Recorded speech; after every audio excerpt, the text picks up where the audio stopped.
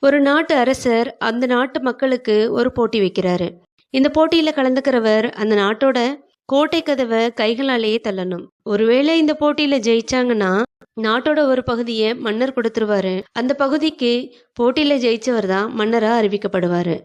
ஒருவேளை அந்த போட்டியில தோத்துட்டாங்கன்னா போட்டியில கலந்துகிட்டவரோட ஒரு கை வெட்டப்படும். இதுதான் போட்டி.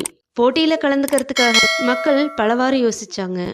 ஆனா போட்டியில தோத்துட்டோன்னா ஒரு கை வெட்டப்படுமே அப்படின்ற பயத்திலேயே எல்லாரும் போட்டியில கலந்துக்காம பின்வாங்கிட்டாங்க.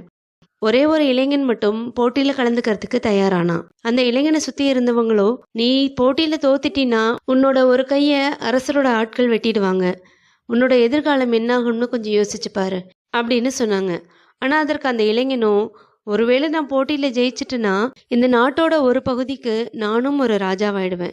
ஒருவேளை தோத்துட்டா என்னோட ஒரு கை தானே போகும். என்னோட தன்னம்பிக்கை